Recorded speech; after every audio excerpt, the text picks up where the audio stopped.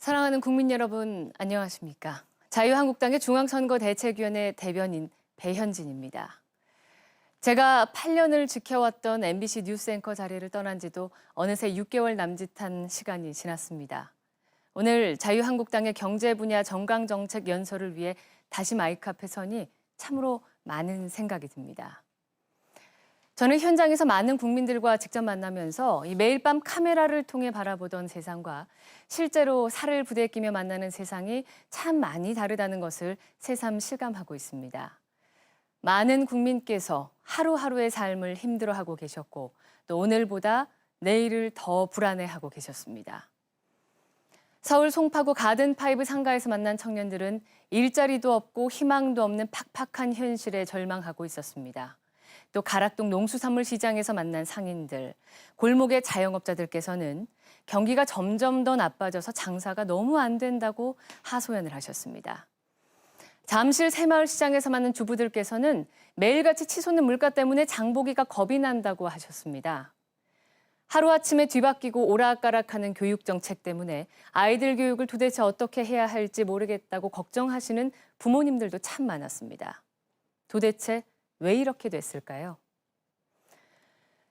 지난해 이맘때 우리 국민들은 새롭게 출범한 정부에 많은 기대를 했습니다.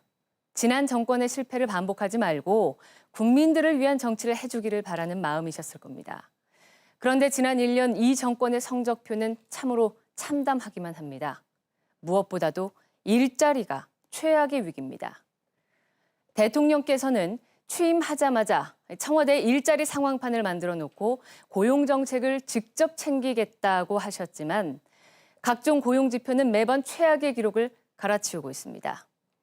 올 1분기 실업률이 4.3%로 급등하면서 실업자 수도 최고치를 기록했습니다. 같은 기간 청년 실업률은 2000년 이후 역대 최악이고 청년 체감 실업률은 무려 24%에 달하고 있습니다. 작년에 무려 24조 원 정도를 일자리 만들기에 쏟아부었지만 결과는 완전 낙제이고 정부의 자격 미달만 보여주었습니다. 기업의 활동이 위축되면서 경제의 활력도 갈수록 떨어지고 있습니다. 제조업 공장 가동률은 9년 만에 최악이고 설비 투자는 3월 한 달 만에 7.8%나 줄었습니다. 그나마 경제의 버팀목이 되어주었던 수출마저 18개월 만에 하락세로 돌아서면서 반도체 말고는 모두가 적자인 상황입니다. 6개월 뒤의 경기 상황을 전망하는 기업 심리지수 조사에서는 우리나라가 OECD 31개국 가운데 최하위를 기록했습니다. 지금도 힘든데 앞으로 더 힘들어질 것이라고 기업들은 절망하고 있습니다. 또 물가가 치솟으면서 서민들의 삶은 더욱 고통스럽습니다. 특히 국민의 삶에 직접 영향을 미치는 식료품과 생활물가가 연일 급등하고 있습니다. 통계청의 자료에 따르면요. 쌀은 30% 이상, 감자는 무려 77%나 가격이 올랐고 신선식품들도 4.7%나 값이 뛰었습니다. 골목 상권의 치킨값까지 모두 크게 올랐고 외식비를 비롯한 서비스 물가 전체가 급등하면서 심지어는 구내 식당의 밥값까지도 많이 올랐다고 합니다. 그러니 월급 빼고 다 올랐다는 말을 실감하게 되죠. 미국은 해외로 나갔던 공장들이 앞다투어 돌아가서 미국인을 위한 일자리를 만들고 있는데 정작 우리 기업들은 과도한 규제를 피하고 싼 인건비를 찾아서 해외로 떠밀려 나가고 있습니다. 일본은 일자리가 넘쳐서 청년들이 일자리를 골라서 간다는데 우리 청년들은 갈 곳이 없어서 거리를 헤매고 있습니다. 신흥국가들도 선진국들의 경기 호황에 따라 경제 상황이 지속적으로 개선되고 있는데 우리는 모든 지표가 최악이고 나아질 기미도 보이지 않고 있습니다. 유독 우리 경제만 홀로 바닥을 향해 가고 있는 겁니다. 경제의 주체는 가계와 기업 그리고 정부이죠. 가계와 기업은 죽을 힘을 다해 뛰고 있습니다. 세계 경기도 모처럼 호황기를 맞았습니다. 그런데 왜 경제가 이 지경입니까? 오직 누가 잘못하고 있습니까? 바로 이 정부입니다. 한마디로 최악의 경제 무능 정권인 것입니다. 국민 여러분, 이렇게 우리 경제가 철저하게 망가지고 있는 원인은 결국 정권의 경제 정책의 방향이 잘못됐기 때문입니다. 현 정권은 사람 중심의 경제, 소득주도 성장론을 경제 정책의 근간으로 하고 있습니다. 하지만 이러한 경제 정책들은 이미 역사적으로 여러 나라의 경제를 망가뜨린 실패작입니다. 우리는 이미 베네수엘라의 절망과 그리스의 눈물을 통해서 좌파 포퓰리즘 정책이 얼마나 나라를 비참하게 무너뜨리는지 확인한 바 있습니다. 그런데 지금 우리나라에서 그 실패한 실험이 반복되고 있는 겁니다. 이 정권의 대표적인 경제 정책인 최저임금 인상과 근로시간 단축만 보아도 그 결과가 지금 어떻습니까? 목표와는 정반대로 일자리는 사라지고 생활 물가는 치솟고 근로자들의 임금은 크게 줄었습니다. 실질 소득이 오히려 감소하면서 서민들의 삶은 더 궁핍해지고 국민들의 경제 교통 지수가 치솟고 있습니다. 또 이 정권의 친귀족 노조, 기업 옥죄기 정책도 경제를 망가뜨리고 있는 또 하나의 중대한 실책인데요. IMF를 비롯한 여러 국제금융기구들이 우리 경제의 가장 큰 취약점으로 노동시장의 경직성을 지적하고 있는데 정부는 귀족 노조에 휘둘려 노동시장을 오히려 더 경직시키고 있습니다. 기업을 적대시하면서 공정거래위원회를 앞장세워 기업 죽이기에 나서고 있으니 대체 어느 누가 투자를 하고 어느 기업이 고용을 늘리겠습니까? 국민 여러분, 이대로 우리 경제가 무너지는 것을 더 이상 지켜볼 수만은 없습니다.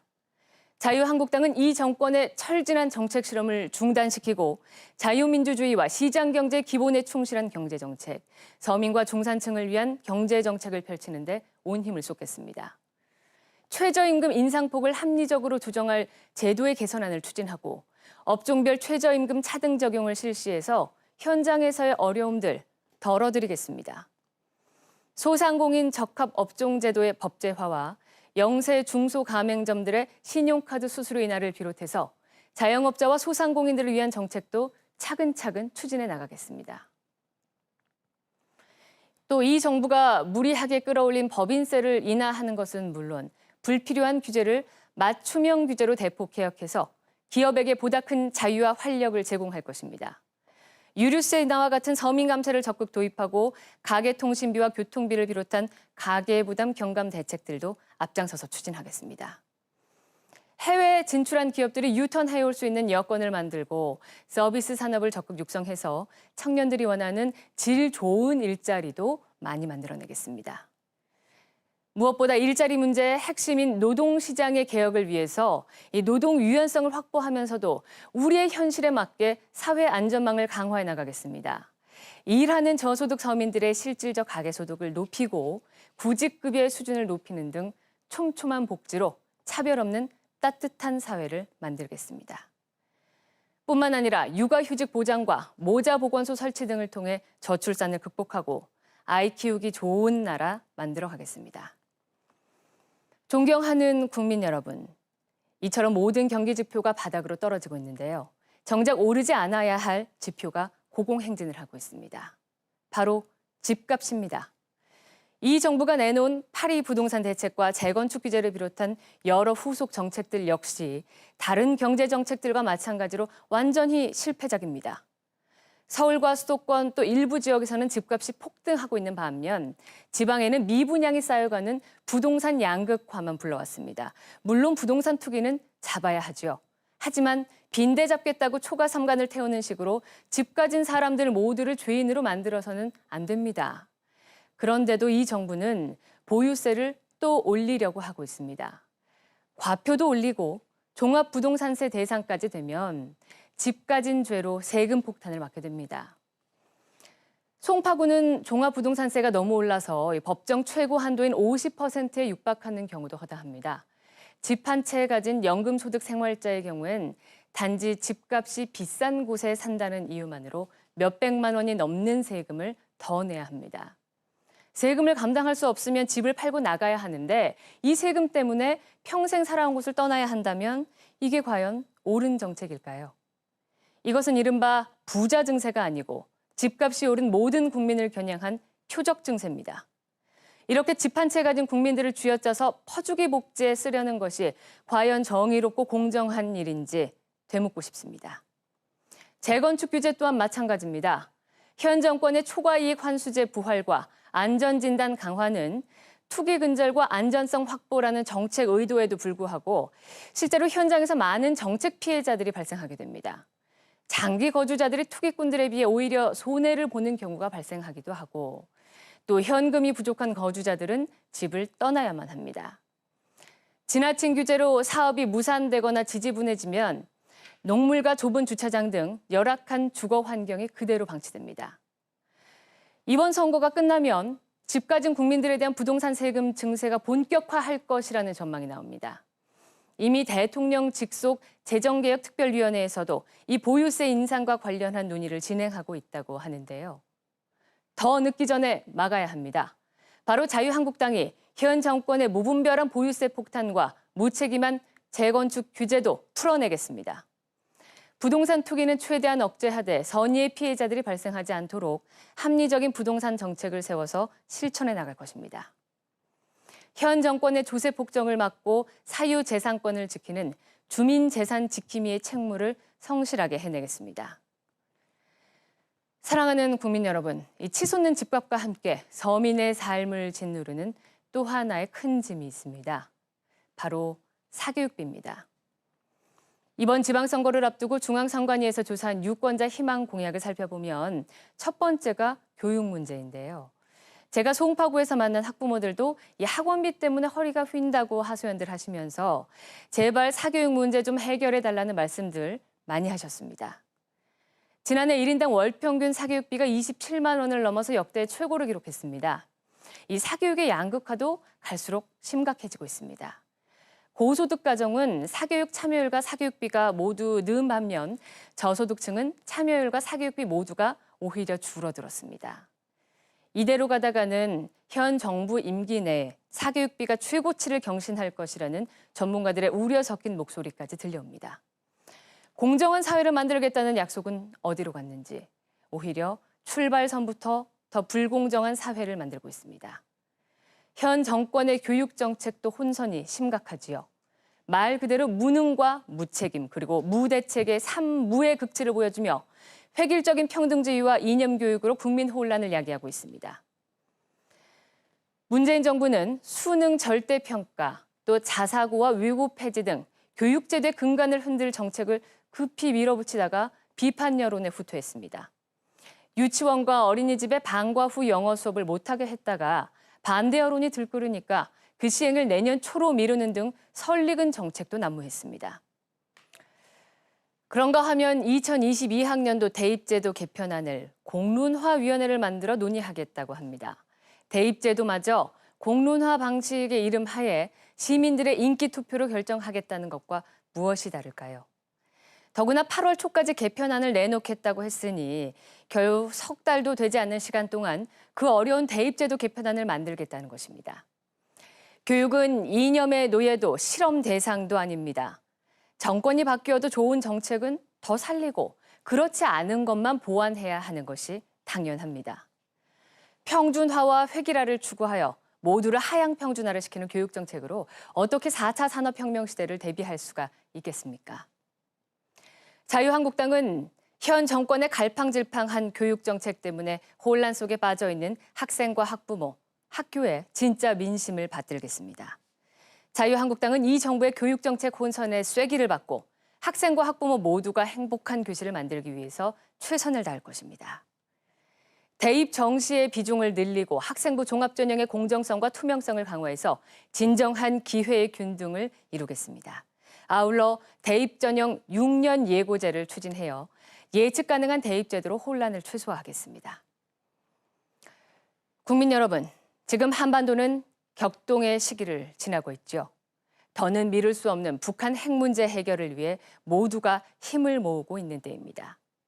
이번 미북 정상회담은 우리에게 주어진 북핵 폐기의 마지막 기회입니다.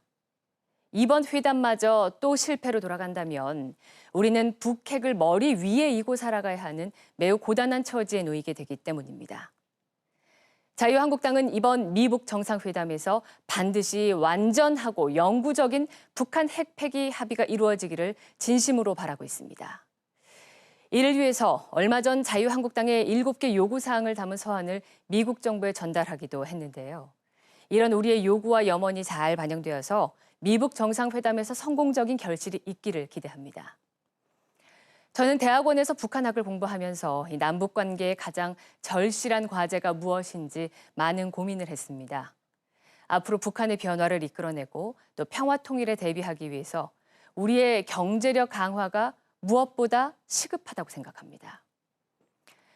과거 독일 통일 당시 동서독의 경제력 격차는 6대 1의 수준이었지만 아직도 구동독 지역의 1인당 GDP는 구서독 지역의 73% 수준에 머물러 있습니다. 그만큼 평화와 통일은 경제적 측면에서 막대한 비용을 요구하는 어려운 과제입니다. 그런데 현재 남북 간의 경제력 격차 무려 45배가 넘는 것으로 추산되고 있습니다. 이러한 격차를 줄여나가면서 통일을 준비하려면 수백 수천조의 재원이 필요할 겁니다. 그만큼 우리 국민들의 세금을 더 내야 하고 그만큼의 세금을 감당할 수 있도록 우리 경제를 더욱 도약시켜야만 합니다. 지금처럼 우리 경제가 지속적으로 무너져 내린다면 평화와 통일도 더욱 멀어질 수밖에 없습니다. 남북 관계만 개선하면 경제가 풀리기라도 할 것처럼 국민을 속이는 것도 옳지 않습니다. 북핵 폐기라는 궁극의 목표가 첫걸음도 못 된 마당에 대규모 북한 투자부터 끄집어내는 것은 우물가에서 숭늉을 찾는 것과 마찬가지일 겁니다. 자유한국당은 강한 안보를 바탕으로 강력한 한미 동맹과 국제사회 공조를 통해서 완전한 북핵 폐기를 이루는 데 온 힘을 다할 것입니다. 아울러 북한의 변화와 개혁 개방을 위해서 대내외의 여건을 성숙시키고 통일 경제 기반을 튼튼히 하는 데 최선을 다할 것입니다. 존경하는 국민 여러분, 제가 처음 정치를 하겠다고 결심하고 이 자유한국당을 선택했을 때 참 많은 분들이 걱정을 하셨습니다. 하지만 저의 신념은 분명했습니다. 건강한 자유시민들과 함께 개인과 공동체의 자유를 지키고 또 대한민국을 바꾸는 새로운 도전을 시작하겠다는 것이었습니다. 그러한 목표에 가장 부합하는 정당이 바로 자유한국당이었습니다. 정치가 국민들의 삶을 편안하게 해주어야 하는데 오히려 국민들이 정치를 걱정하기도 했습니다. 그동안 자유한국당도 국민들께 많은 걱정과 부담을 드렸습니다. 이 점 정말로 죄송스럽게 생각합니다. 그러나 자유한국당은 지금 혁신의 고삐를 늦추지 않고 서민과 중산층을 위한 정당으로 완전히 거듭나기 위해서 모두가 최선을 다하고 있습니다. 저 역시 그러한 노력에 힘껏 힘을 보태고 있습니다. 당당하고 소신 있는 자유의 목소리가 되겠습니다. 국민 여러분께서도 자유한국당에 신뢰와 격려를 보내주시면 감사하겠습니다. 지금 문재인 정권의 무책임한 정책 실험과 일방적 폭주로 나라의 경제가 무너지고 자유민주주의의 소중한 가치가 훼손될 위기에 있습니다. 문제는 바로 경제다라는 말도 있습니다. 경제를 잃으면 평화도 번영도 흔들립니다. 나의 일자리, 우리 가정의 살림살이, 나라의 경제력이 북한과의 협력보다는 몇십, 몇백 배 더 우선이라고 생각합니다.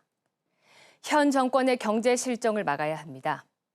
경제는 자유한국당이 훨씬 더 잘합니다. 이번 6.13 선거에서 자유한국당에게 견제할 힘을 온전히 몰아주셔야만 경제도 살아나고 우리 삶의 모습도 달라질 수가 있습니다. 그리고 우리 대한민국이 더욱 당당하고 올바른 길로 나아갈 수 있습니다. 국민 여러분의 현명한 판단을 간곡하게 호소드립니다. 고맙습니다.